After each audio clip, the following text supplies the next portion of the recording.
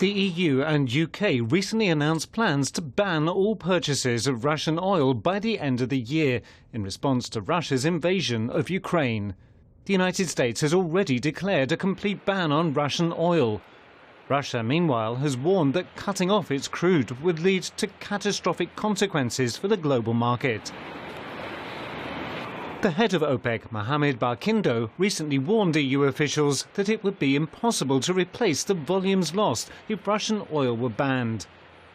Russia is the world's third biggest oil producer and second biggest exporter. Amid global worries of a looming energy crisis, Western nations are looking for alternative suppliers. Norway is Europe's second largest oil supplier after Russia, providing 8% of the EU's oil imports, versus Russia's 27% as of 2021. It pumps around 4 million barrels of oil equivalent per day.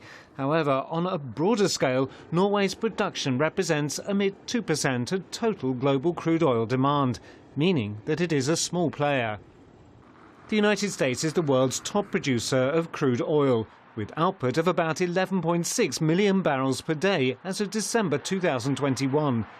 However, the country is also the world's largest consumer of oil, using about 20% of the world's total, which makes it a net importer. The United States could potentially boost production and sell more of its crude to Europe, but American oil is very light and is unfit for producing the diesel and gasoline needed by markets, both in America and Europe. Kazakhstan boasts the largest proven oil reserves in the Caspian Sea region.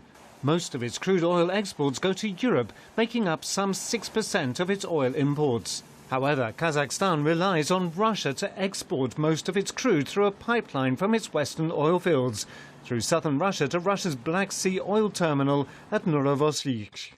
Middle Eastern nations hold nearly half of the world's proven oil reserves. However, underinvestment in infrastructure, political conflicts and, in the case of Iran, sanctions may interfere with the region's ability to come to the rescue when the West loses Russian oil.